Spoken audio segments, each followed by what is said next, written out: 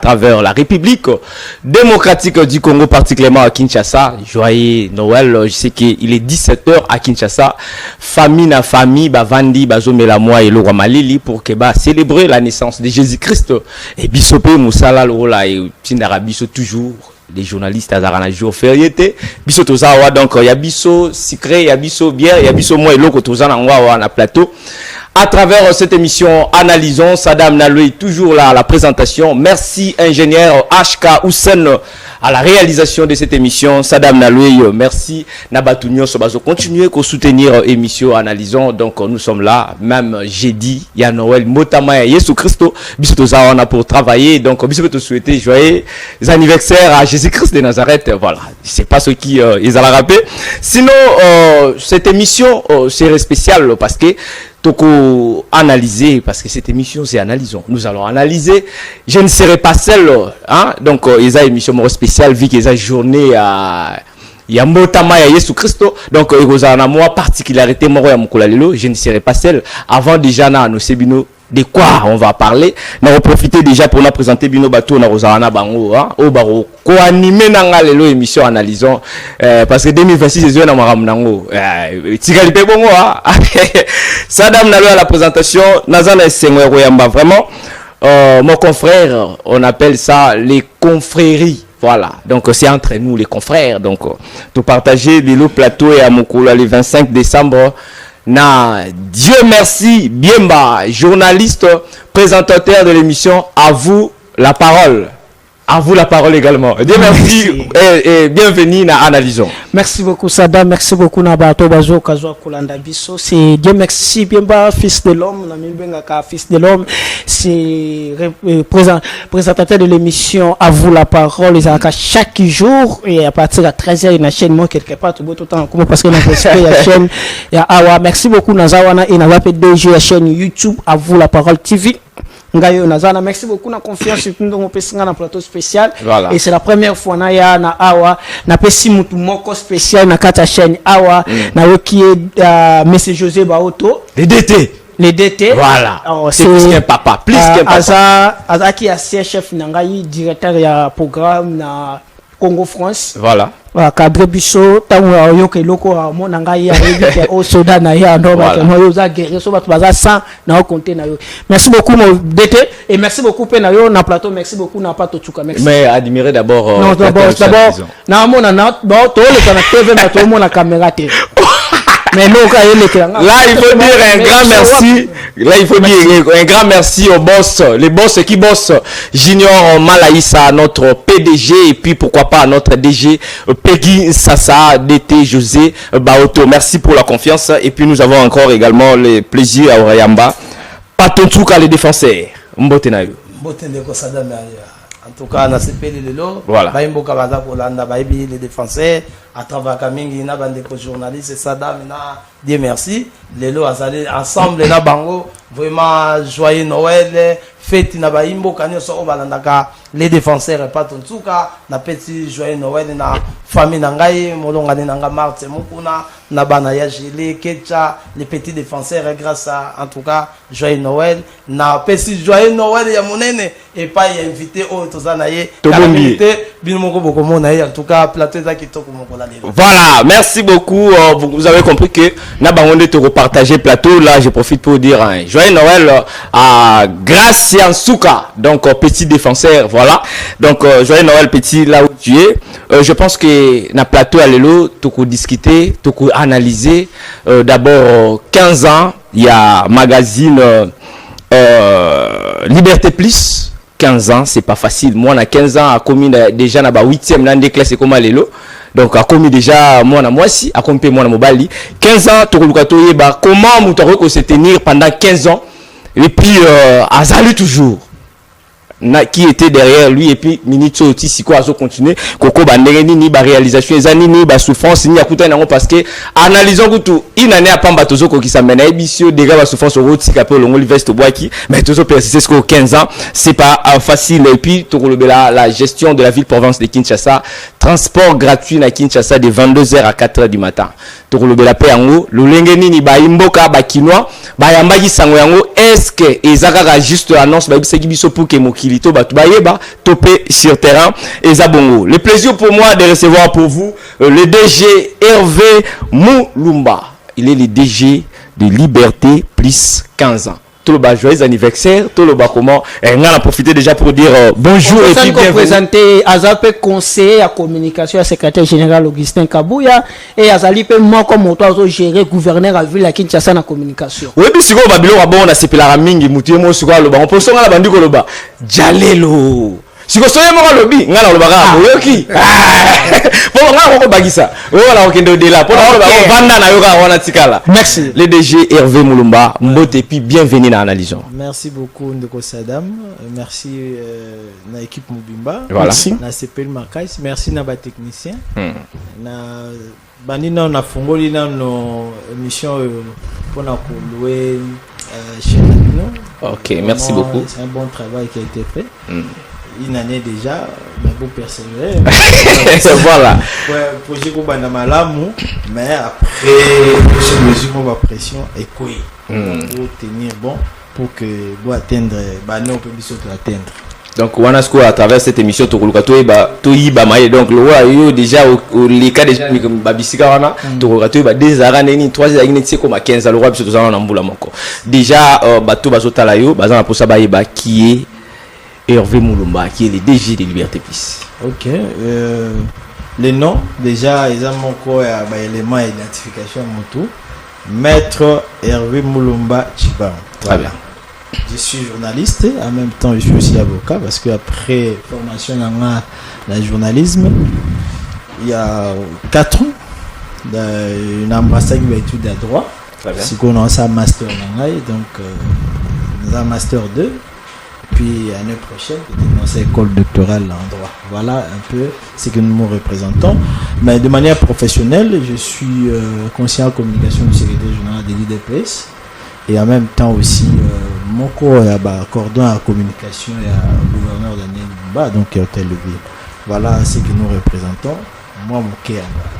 Liberté Plus maintenant, il y a un des alaki, la muni ya mission na biso mokula lelo. Oui, parce que Yangonde et minu biso pas autorité. Donc, ça dit que sans Yango, on ne veut pas atteindre l'autorité. Donc, il faut te payer à sincère. Maintenant, ceux qui te le bitent le balamuke avant la bande déjà au Kaboula Malobana, bah tout toujours partagé dans mon plateau. Liberté Plus, idée et puis c'était quand l'initiative et bande motivation pour que les lotokoma tina 15 ans. Alors, quand on a la formation dans le journalisme, je salue déjà ma collègue dans l'Agnoso. Tout si liste tant aux autant, na bande déjà tant tout ça la cours moi la presse écrite. Très bien. Alors, nous avons déjà na zongi mondenge bataka au comité texte à potina ba colonne non. Na côté na word, ngamo na bomisi texte na titre na papier na ngona ba professeur. Ah, ils ont bien tout ça déjà banaye bon aventure et puis par après ngamoro na qui grand lecteur parce que quand vous passez les londes en plaire à ma journée qui vraiment mais il y a 15 ans Moutonio ça doit les canaux place Victoire avant qu'il ait boulot faut les canaux place Victoire au talaba titre nini batete wan so wanate aucun poste voilà ou bien il y a matete na matTP ou soit na quand chose na kikwiti wana usa kozo kende lemba na kwa wana za ipe na place mususu pe bando exposer ba journaux wana donc place so on kota bypass voilà hein outil on kota bypass na kwa wana za ipe ko bando ipe ko exposer ba journaux donc tant na zao le kawana za na ba journaux za ki maka ba les potentiels les phares l'avenir la prospérité tout ça sur le même concept il y a liboso n'est te présenter Liberté Plus tout chacun rouge et puis ensuite au petit caché le roi le phare donc c'était une inspiration dans les phares mais il y avait un journal qui m'avait vraiment inspiré c'était Interprète n'était sur mon cours dans la sous envie parce que est vraiment qui m'a cassé mais et qui n'a encore hier vraiment c'était le journal le plus vendu dans la victoire mais à zéro tiers titre il y a ma casse mais quand tu lis les contenus le contenu est faible. Babylone est dans la conditionnelle. Donc, voilà. source vraiment. Très bien. Bon, moi je me suis dit, moi j'ai créé un truc, titre à ma casse, contenu à ma casse. Voilà. Voilà, donc, moi, ce gars, Rolanda Bisson émission, a inspiré Kingaï. Alors, quand on a eu un projet, on a créé liberté. Mais tu vois pas dans le contexte de la dictature avec Kabila, on va t'arrêter. Toi, tu mets liberté, puis tu mets plus. Donc, tu vas venir, tu vas commencer maintenant à Batou, Babylone contre le pouvoir. On a dit non, on va essayer et puis ça ira. Alors, c'est comme ça que j'ai commencé cette aventure. On a côté en contact, on a vendeur les journaux, tout ça. Là, on a marché 5 heures. 5 heures! 4 heures déjà pour la mouki boye na manger. On a marché, on a été sur dans la rare, il y a une victoire, on a des trucs qui sont vers arrêt, aux Kassavubu, victoire Kassavubu. L'autre arrêt là qui suit, et l'autre direction qui suit là. Correct? Non, aux en victoire. Ok, n'est ok des rond-point Gambé. Dibaya. Non, c'est l'autre. On a acheté comme tu vas. Ça va. Et vous y a donc, marcher dans le monde, il faut 5 heures. Des fois, Bazoa, journal, on a pris les couleurs 2000. Bon, on a 500. Mais tant qu'on va au défaut, pas foutre, c'est tout un problème. Donc, voilà un peu parcours. Maintenant, Internet, on a dû basculer maintenant dans Internet au côté réseaux sociaux. Très bien. Réseaux sociaux, on a les réseaux sociaux. Et puis, on a retrouvé une équipe. Non, photo professionnalisée en haut. Donc, tu crées site. Alors, on va créer libertéplus.net. Donc, on casse directement papier parce que ça ne sert à rien. En Amérique, il faut un journal mais avec l'internet, c'est à la minute si on a publié Kakapa et commis. Alors, tout ça est libertéplus.net. Alors, en 2022, quand on fêtait 12 ans à Bissau, tout lancé programme à télévision. Et alors, ça l'a nous YouTube comme tremplin parce que bébé va bandana nous TNT après babando va na YouTube. Alors biso va na YouTube. Maintenant c'est quoi tout ça la grande annonce des 30 autres fêter 15 ans à Bissau. Voilà un peu de manière amassée notre parcours. Pour ne pas avoir toujours tant d'ango, pour ne pas aussi monopoliser la parole vu que Nazana ba confrère nanga. Déjà tant au BTL biso bongo tout le monde déjà ils ont qui facilité. Non pas facile. Contenir maintenant arriver jusqu'à 15 ans. Bah énergie, bah effort et bimaki et les loyaux 15 ans et coquille. Si maintenant c'est pour dire à quelqu'un oh peut-être il veut commencer pour qu'il y ait comme un niveau beaucoup mieux on a et aux la message ni à mettre Hervé Moulou. La détermination. Non seulement la détermination. Non seulement la détermination, mais aussi causons à changer aux à la suite, donc confiance en soi-même. Tu vois, on crée un truc comme ça. À l'époque, on a soutenu parce que la plupart de nos projets à l'année, on a moyen belé, on a évité avec ce que j'ai. Parce que allez imaginer à cette époque-là, j'ai 22 ans.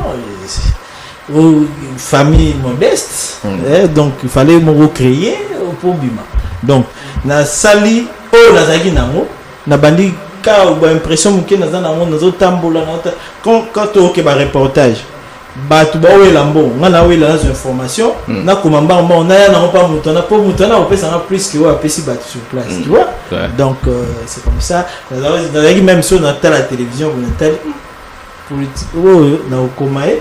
Après, on a déjà à 15 ans. Donc, voilà un peu la détermination. Voilà. Et puis, nature aux gens ce matin, on a changé un peu d'idéalité. Les lots, il y a un monde, et ça dit que tout pousse un peu le secrétaire général, tout pousse un peu le gouverneur. Maintenant, à l'époque, c'était quoi la ligne éditoriale pour que les lots, comme on dit, à pouvoir passer lorsque vous parlez déjà. C'était l'opposition. Opposition basculée. Non, mais quand tu es dans l'opposition, maintenant c'était facile aussi de persister au niveau opposition. Mais justement, on a vu que c'était la détermination au Saranaté. En fait, moi, avec l'IDPS, le principal, la fille de l'opposition à l'époque, c'est-à-dire qu'on avait pratiquement, Liberté Plus avait pratiquement le même combat parce que c'était le combat de l'alternance. La lutte contre la dictature. Alors, il y a un de mon autorité à l'époque, M. Augustin Kabouya, personnellement, qui va dire non, tu fais un bon travail, tu dois être à côté de moi. Donc dans ces cas-là, on a commencé à faire ce qu'on appelait à l'époque pour presse ligne rouge, tout ça. Alors, si tu veux te pouvoir, si tu meilleur pouvoir, voilà. Alors, il y a une bénédiction. Et comme la vous avez compris, c'était le numéro 1. Il y a presse Liberté Plus et Koki Sibongo 15 ans, Bolandia, donc on a retenu et c'est la détermination. Donc on a poussé Binonio surtout la détermination. Je crois, moi Namboka, Dieu merci, bien bas, à vous la parole. Merci beaucoup, DG. D'abord, on va à vous la parole, ça dans 10 ans, 2015, le 10 ans. Depuis aux ans à 15 ans. Question, merci beaucoup. Question dans autres nayobi. Nayebi pourquoi dans le lobby bongo pour nayebi, il y a des moments moko boy tout ça kabe somni. Très bien. Il y a des moments moko bo fanji au lobby otika. La question est belle. Na parcours na yo. Souvenir ni na ngwa malamu ozanango. Osotala ko lobby et puis c'est sous motivation. Ou accélérer avant que comme non on s'en nous boyer na position au même et là peut-être que ce motivé tant que money loko lobi que non il faut na continuer le sus et yaka et mauvais souvenir ni oyo fan na bo ti lelo o tika la ko bossa na ngoto ko betela quand même et comme le la expérience na yo ebisa ka bato na pas bon ngai vraiment il aurait noté na continuer parce que situation ça je suis né dans une famille modeste. Si tu sais catastrophique, si on a salité, je reste comme ça. Qu'est-ce que je fais? Et je dois continuer. Et jusqu'à atteindre. Mais même si on continue parce que on estime que notre comité tant de bateaux lancer projet à TNT. Donc ça veut dire que nous sommes en train de continuer. Donc pour dire que bon, mauvais souvenir. Mais jour Moroné. Na Kenda na ville na rendez-vous mon parce que ça pas tout na 16 heures autoboka. Voilà finalement parce que mutu wana moi timbele ya te mais jour wana bapenga moi 100 et ça n'a bien pour na payer sikoyo ça pas toi bien donc ils ont mauvais souvenir na mauvais souvenir c'était mauvais souvenir au début mais la soukande commis avec des termes ça pas tout bien ça on y a ti courant nini pas au lengue donc ils ont parcours moko yango maintenant yo saki na IDPS na kata IDPS aux appelés na secrétaire général bazala kapé déjà. Oui. Tibala Bruno Tibala bazalaka ko gérer papa Etienne Tshisekedi azalaka ko gérer bango bazalaka batumsu ba presque bazalaka belé. Mais le koni ne ça que la particularité na yo sala ki yo vraiment ka ba pesa ba chaoka. Ezaki ni. Kasi ko sala musala kitote. À l'époque d'ailleurs ba communicateur anya sur tout le monde a lo bazalite le comment il est pas so yebi kabino ba communication il est pas so yebi si communication hein. Sur ce point-là, tu as la démocratie. Il y a la liberté plus. Mais bon, il faut relever nous avons ça de manière exceptionnelle. Et puis, ce que je travaille sur ces sujets. Nyon ce qu'il y a, yotika la carte déterminée. Qu'on change, tu as tout Monique les Cambongo, dans cet exemple. Naza awa donc ata mayango etonde belé linge kozoyo yo zaka déterminé parce que au moins la il le moko créer mayana pe ezongi. Donc moi tout ce que je fais j'ai vraiment na impliqué comme une détermination et puis na tika raté dans monde moni bato ba comprendre ba se reconnaître na ça ce monsieur fait un bon travail. Donc so ya tinga mi alba combat alternance azo changer to changer sujet sous-thème mais c'est le combat de l'alternance qu'on va faire et ti wana na moni CG je me suis singa tant comme il des personnes tu sais que 2000 francs au tel liste beau j'ai ba peso 1000 francs ce que j'ai belé 3000 toi qui belé toi qui tu vas nga moroté toi qui belé na ba les phares mais bon au début que bateau un moment il va on peut pas passer sur l'autre mais bis ngai kana 2000 wana na 1000 wana on continue alors je me soucie j'ai bon mais c'est type fait un bon travail alors c'est Monique qui toque à l'époque on lui monnaie paiement na kimia qui a déjà décédé va me présenter là tant on secrétaire général la porte-parole pour il y a parti la communication moment na ndengai na kutena secrétaire général donc lelo comment peut secrétaire général président aïe na maboko na biso. Donc c'est pour dire que jeunesse est accompagnée sur tout autour naé au monde appelé ba jeune quand des bazar sur l'Italie à l'époque surtout bêta calcula tu verras que j'étais encore plus jeune que contexte à l'élo. Donc eza musala ndingo c'est la malam ndé après je me suis naé au Lucas chez Abenga c'était pour l'interview je crois il y a eu makamba Koko Nyangi pour le président Félix Mabé, tout ça.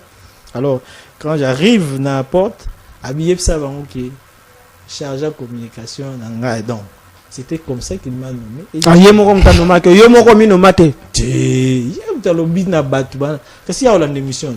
Alobi na batuba, alobi na nga yebisa batuba na porte bazo calé wana ke chargé de communication à M. Augustin Kabouya. Ndé na se présenter pour moi. Ndé porte fou moi. Merci DG Nalinga Kinatuna Motuna Oyo parce que naïbi qui na opposition nazali parmi pe ba président ya parlement debout oyo tozala ki bouche à l'oreille tant moko toza ko sangisa batopé pour na kopesa toujours ba communiquer ko talisa ba message tozala ki à des fois boko zala na parlement debout moni ki pa ba ye ba ndiko landa bino pour na ko kanga bino siko yo na moment wana ozala ki toujours ko sala ba message na yo na attaque communicateur en tout cas difficulté nous banais ko joa yo zo ko koma ba yeba ki site tout ce que j'ai évité mon frère tout ce que j'ai évité c'était l'arrestation. Ah bon au banda ko banga ba soda te na linga ya ngoti sikoyo il faut obi tu peux attaquer non tu peux t'apprendre à quelqu'un de manière polie mais très ferme. Azo bela te place ni aux là kanga et c'est ce que nous faisons le belo malo mabe mais avec douceur. Mais ce qu'on est fracture exactement au Kangandé et voilà tout ce qu'on faisait. Mais le tout le monde et puis à l'époque yo yebanga parce que ndeni na sala même ba compte na personnel ezaki na combo ya liberté plus mon ka ba stratégie pour nous parce que au monde a marqué pour ne yebana et ça facilite tout dans combien de médias même à l'époque on avait combien de médias tout ce que je fais même ba compte na personnel bandola ta combo il y a liberté plus. Il y a un monde qui n'a pas place de liberté plus. Même mon nom là, c'était effacé, il y avait une liberté plus. Alors, au moins, pour comme sous. Regarde, on crée un truc à 22 ans. Dans le contexte, ça va être grave. Alors, mon papa m'a dit que yo, déjà liberté déjà liberté plus tu libères bouli ça tu vois donc batou tu peux ça batou média munene mais pas nani mutu makasi donc système américain donc des institutions fortes mais des hommes simples. Mais nayo ki lelo oza koloba ke le secrétaire général Augustin Kabouya a reconnaître vraiment musala oyo sala na communication et c'est ba communicateur o babimi lelo baye na pouvoir ndenge toza na pouvoir baza ko reconnaître liberté plus Hervé Mulumba en tout cas parmi la première communicateur na kati ya IDPS te baye babenga triple DG bayebi mutinyo partout les kabayebi mutumo dans le beauté na éviter malgré ce mon placement baké bakoza ba pesa ngo cop mo éviter yete bisonde mais mutu tout ayebi que tu peux pas venir à l'IDPS au lobe mamba communication et la liberté piste et ça maintenant ndé. Voilà, vous avez compris que tozala gibongo na DG Maître Hervé Mulumba ou a Betelibiso déjà comment idée bandaki et puis na lelo 15 ans ce que tobito zonga déjà pour na ko kende ko clore pour la CG Oyo c'est pour ce 30 décembre déjà la célébration il y a 15e anniversaire il y a Liberté Plus particularité il y a 15e année nango par rapport il y a ba anniversaire nyoso Oyo fetama déjà et puis ba disposition nyoso ezandenge nini loko la binomo bozali numéro 1 il y a magazine wana batu bazolanda yo ba analysons ba comment cela va se passer. Alors schéma est clair, chaque média a un public cible. Voilà. Biso c'est vrai un moment bien avec ce moment de télé 50 à IDPS tout ça voilà. Ngapena ngana lo babongo. Soko lobby que IDPS c'est un parti populaire. Ce qui biso public cible biso c'est ça IDPS de Liberté plus automatiquement azali magazine populaire. Voilà. Alors yango tant que ça ba anniversaire na ba salle bat déclarer tu as quitté tout ça tout royo toujours fêter quand la population on fait avec la population les mobilisation populaire autour il y a célébration anniversaire il y a une particularité non tous 8 terrains 5 anciens ça mon quoi terrain na banda les monene je crois que vous a dimension mon na municipal terrain municipal où il y a un équipement monene donc ezali na Joël Lutin Inga Kimbondo donc na mola dépasse tous 8 à disposition pour que toi accueillir à peu près 3000 ou 5000 personnes ça dépend ndenge batu baoye là mais ba disposition ils a pris sécurité ils a garanti nini oza mokoloana toteli ba on passe ça fête to aligner ba musiciens ebele ba humoriste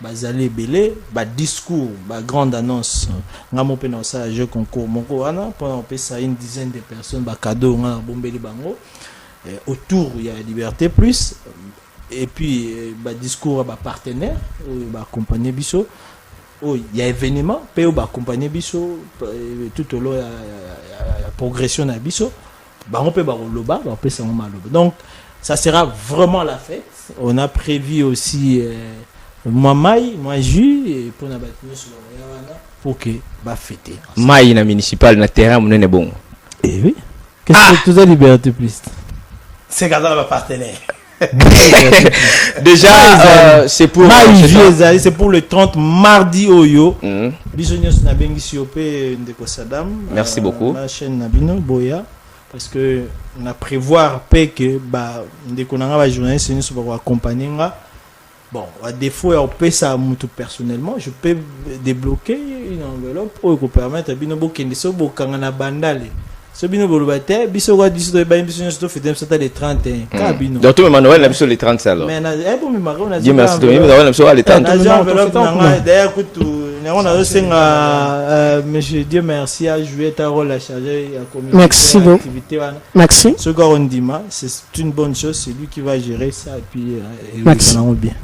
Donc pour na bateau nyoso bakoya déjà c'est par invitation ou ezaka juste invitation tout ça par formalité parce que terrain d'ailleurs tous en a des entrée moko autorité entrée moko ya population donc invitation parce que mutu msa bisinga nga fona bima fona la madame invitation voilà bon il y a organisation on a madame ngo Saddam peut avant ba libérer Saddam Faya ba sengi ba bimisa ba pesa autorisation libala ngo penza o défenseur to bala pour la boye penza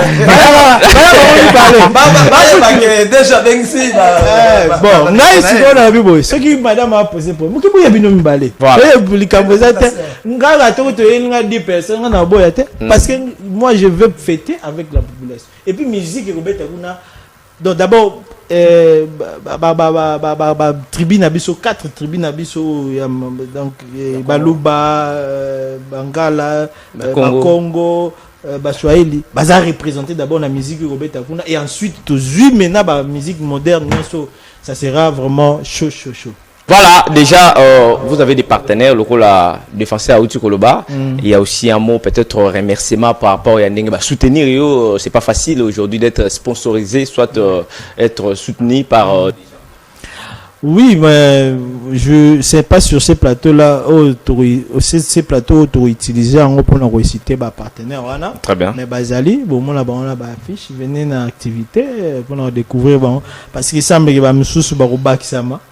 Nous batangi ndambo wana bio no so tanga ki donc to kupa na kuna to tanga ba partenaire nyonso me ba affiche ce qui bimi bo mona to afficher bango na ba affiche wana voilà un peu. Voilà, merci beaucoup lokola to anosaki to zaika na sujet mon côté à Kolobela.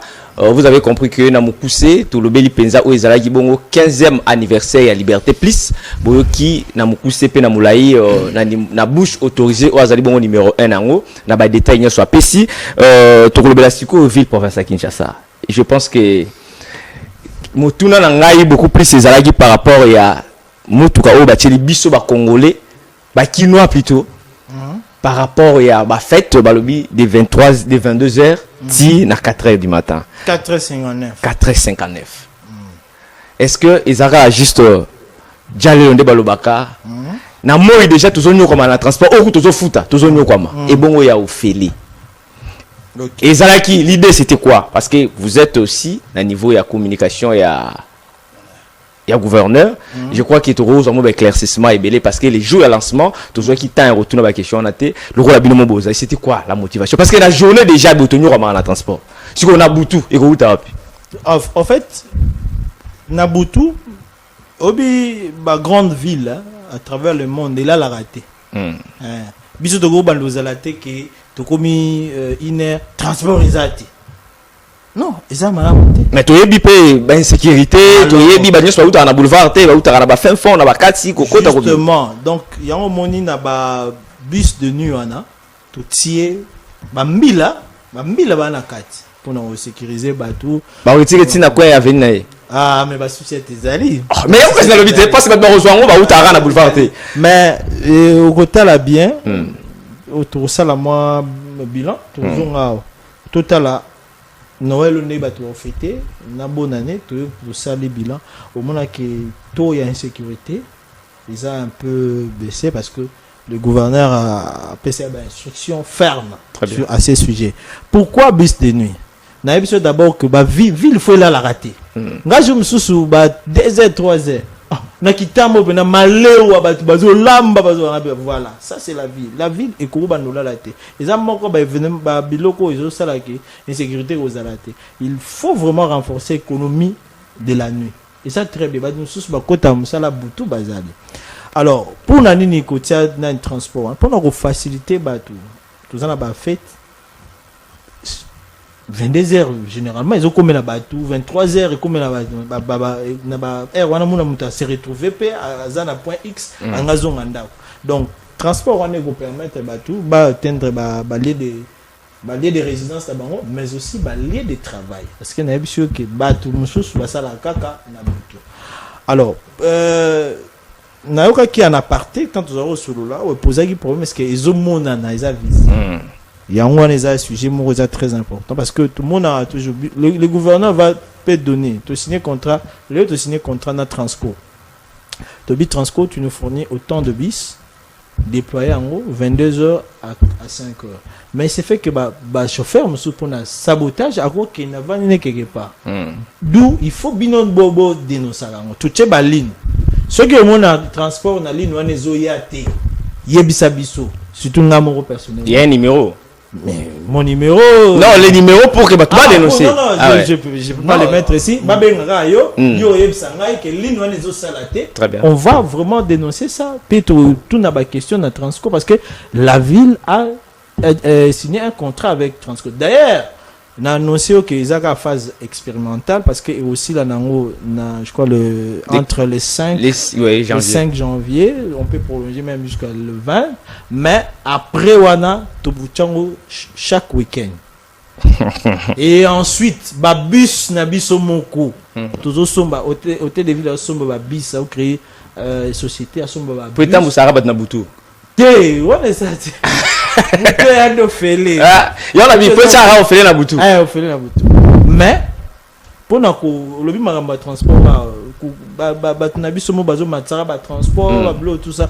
Wane ko résoudre likamwana ya batunde bazo déplorer bilo qui transport au liba futa 500 bateli bango 1500 mais biso to na ba prix ya mala voilà parce qu'on déjà au bino bosali bo signer partenariat na bango bango mono bazana na grève ba futa maté siko bo louer bango po basala yo fele na ebite soke le kande nini moi la mboka dit merci merci question juste par rapport à je suis à ville pour ça qui par rapport à je suis à ville mais c'est que vous allez moko zali collaborateur ya gouverneur ya ville ba critique nyonso ba critiquer gouverneur insalubrité na ville ya Kinshasa insécurité na ville ya Kinshasa gouverneur azana vision te gouverneur akosa musala te certaines personnes ba comme ko ba longwa toujours moi même na ba journaliste musu ba sali ba émission ba lobi a longwa président de la république à chaque sortie médiatique na ville ya Kinshasa uzanga tena monoka président selon you nini zo sala ke ba critiquer gouverneur parce que ba collaborateur na baza ko aider te ou bien yemoko azana vision te ou bien situation à coutume de compliqué te vision ezali Kinshasa zo bongeza programme monene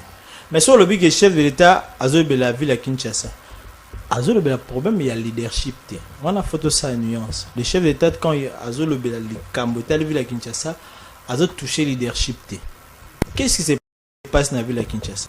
Ville à Kinshasa, ils ont géré kaka na mwana mboka Daniel Bate. Parce que ils ont siège à l'institution. Non, ils ont par exemple là OVD. OVD à ça amsani. OVD a office de voirie et drainage. OK. Est-ce que oyebi que responsabilité au curé ba rivière ils en a OVD? Et dans la ville té. OK. Tala ba service tant ba chef d'état bina ko réunir ba service nyonso kotaka ils a mis en branle pour na assainissement. C'est pas seulement la ville. Il faut ba service wana nyonso ba se mettre aussi au travail. Par exemple, quand on monique comme embouteillage, le gouverneur a joué ma mesure mongo. Il y a pour la circulation, il y a grand car bon on doit circuler de 22h à 5h. Le temps total on a nous n'engue mobilité, rosala, fluidité, tout ça. 2 semaines, en tout cas, nous embouteillage ici, tout ça bien, embouteillage ici. Ministre économie avant Dakar tant a bien si décision à côté na ba transporteur on a ba discuter azongi si ba embouteillage zone siko za faute na tout ça vision ezali le même rambuya ba déchets non déchets to tant to komi na Kinshasa to kuti d'abord que système ya gestion ba déchets ezati parce que Kinshasa zo produire à peu près 17 000 tonnes par jour. Oyo salité ba ménage nyonso. Torotian wapi. Ndi yango place moi mboka Daniel Bumba a bandi na centre technique d'enfouissement oyo passa. Parce que il faut oza na place pour boaka. Lokola makambo nango dezo komi kosila. D'ailleurs na partager na ndeko samba image wana. Lokola kuna ekomi kosila. Siko to créer ba centre de transit na ba quartier. Quartier nyonso ayebake awa babora matiti na point oyo biso to moyeto kene na bamanda kwa bato ezati to koyaka na mutuka na biso wana to kombi matiti oyo ezana ingénieur et biso ya ba image ceux qui to kombi matiti na centre de transit hein toke nango ti na centre d'enfouissement ba image ba ko sabiso ba image oyo ko sabiso ezala kombete c'est le masque na seulement ko ezali na machine ezali côté ni moi je suis de Massina commune de Massina ouais na maison communale tout ça d'ailleurs programme au besoin l'accès au babenyango Noël dans nos communes. Okay. Noël est bonnet dans nos communes. Le gouverneur a moniqué mutu po ya kanisa photo falonga banda Massina kuna yeti na Gombe. Il faut assailler la bango ba décoration oyezala na ba commune na bango. Aussi ici fête kuna petili au fête na ba alors pour besoin le ba transport. Il y a un moment to lancer la Noël dans nos communes. Mais déjà Hervé Moulumba aurait biso na Massina mais biso to koki koloba to oza Massina te oza na Mandela na Massina na commune Massina ezali ezali mais to kosenga ba biloko o même gouverner pour asalaka yango biso to tout la population na zo sepeli to sengi tuna ka pe biso po biso to komi ko kitala biso to kofunda ipa papa to za ko kitala ba commune o to za ko mona ke ba buku mesa ba za ko sala musala malamu biso to ko tandisa pe bino ke to kendaki na commune boye to kutaki bosoto lo wa Massina to ko silve yango botela Massina mais bosoto Massina aza ko continuer ko aza ko sala ka sentiment te wa biso to kumesa wana te pa na yo parce que tout le monde qui toque qui matin qui tout le monde qui toque mais il y a tout le monde qui toque pas moi la il y a na image azo se pe biloko to tieli kuna mais salité ça salongote wana to fundi de pas na yo e comme pas ya tata gouverner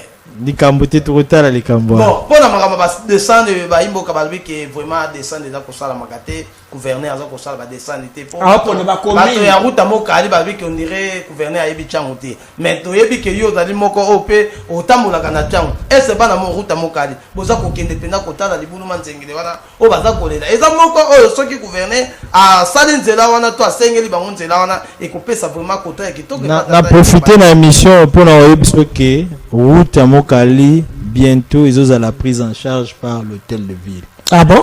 Sikoyo bondi mamakambu to sala kuna parce que to moni ba population ba ndakune suka soki na kuna na kati ya poussière yango ti atongi likolo ya caniveau tokobuka tango bakobuka toboyi milelo parce que tosalaki déjà ba enquête ngamona kitaki pe sur le terrain soko lingina kita lisusu na kokita tsango en fait bapesa ngo connotation mabe d'ailleurs bapesa ngo connotation mo wa opposition mais ngai na fibino ki tsango eza pouvoir tokopesa bango biloko nyonso balingi banzela na bango wana nakendaki na mokali vraiment nakendaki kimbateke nakotaka partout na okende image ba imboka baza koluka image yo ndingo kendaki nakozala ngona sada mazaka moto ya tembe tango za koloba boya ningaka déjà image ezala ezali lokwa na moni Noël na nos communes moni ke na ndimi quand même te ezali na kotindela ngo ndeko sada peut-être des erreurs techniques tout ça qui totindaki loko liboso te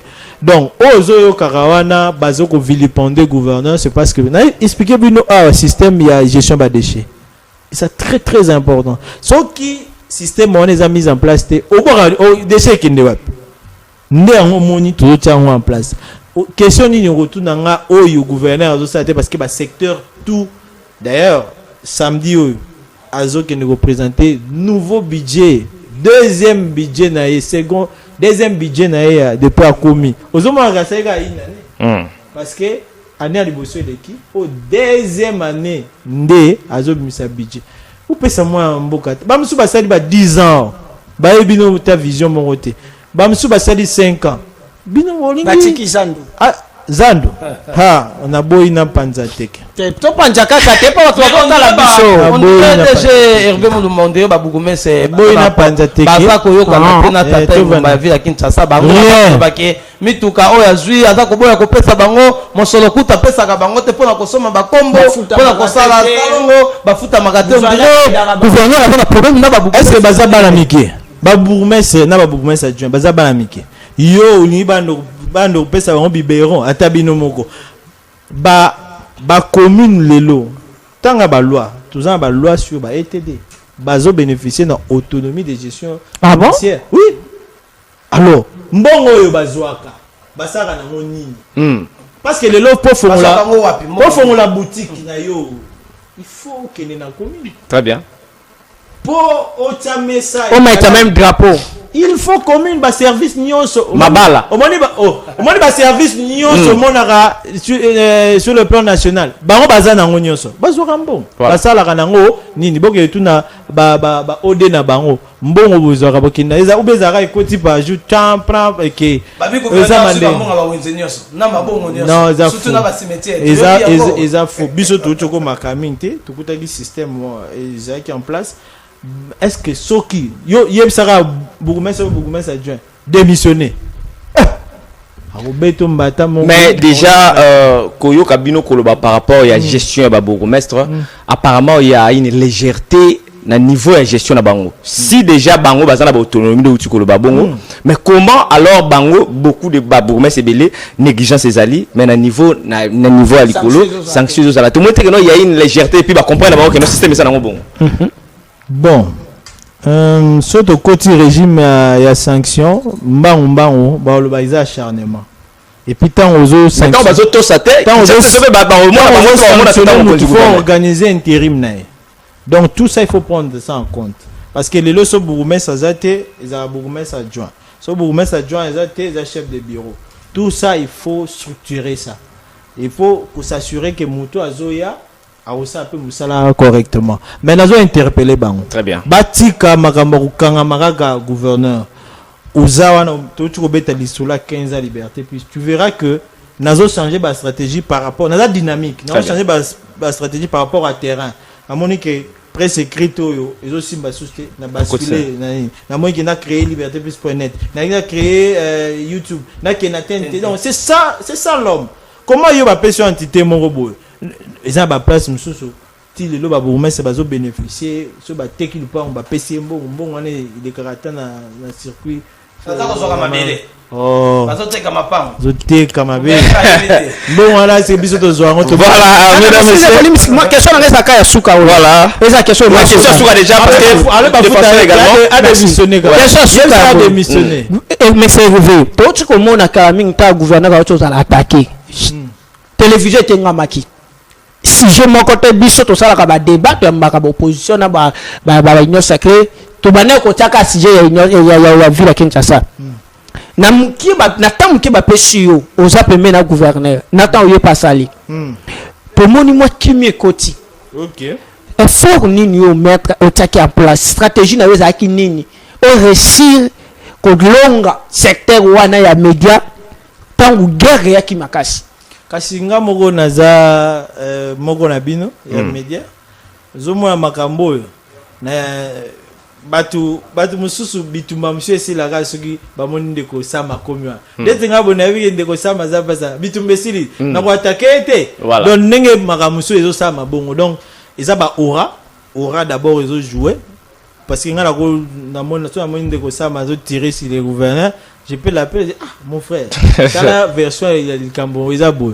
akoyoka nga facilement mais so tie muto aza di domaine te azo maîtriser batona te il se peut que à comprendre journaliste était. Très bien. Je sais au moins lire le langage et à journaliste et puis en moninde na ba stratégie nous sont mises en place ndé en monique moto kiti mais to peut mater bande ko bango pour somi ba journaliste somi na ba communicateur ba la carte toujours na ngamu no pour yoka autour ya chef parce que ça antenne tout moyen déjà bazo signaler sur la technique mais na lobby autour ya chef vous pouvez être 10 coordonnateurs. Très bien. De la communication.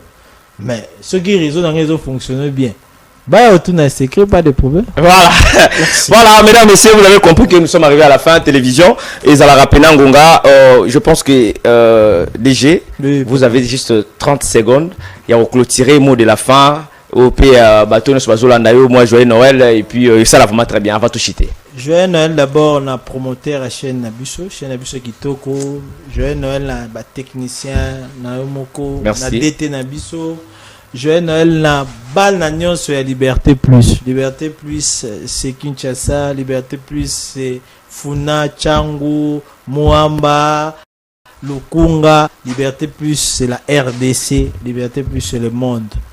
Un grand événement où on a pécibi nos cadeaux et ils na 5 anciens ils ont pu terrain moi ils présenté moi ba problème belé à Lucie activité wana to rejoindre en charge pour ba vite et au commander terrain Liberté Plus moko les 30 donc tu es belé tout se mobiliser tout bina tout se prendre Liberté Plus avec ba surprise bye. Voilà, merci beaucoup, mesdames, messieurs. Vous comprenez que Mitoune Zalaki Penza est belé, vu que télévision est à la ratant, tout ça qui n'a capacité en terre autour de Mitoune Nyoso. Mais je crois, même après événement, soit anniversaire, il y a Liberté Plus, déjà aux ondes sous pour Atali Sabiso Nenini et Sengango et les Kaki. Quant à moi, je dis déjà joyeux anniversaire à Liberté Plus et puis Nabatnango Nyoso Bazeko Kambango. On se retrouve le jeudi prochain avec la même énergie. La paix n'est pas un mot, c'est un comportement.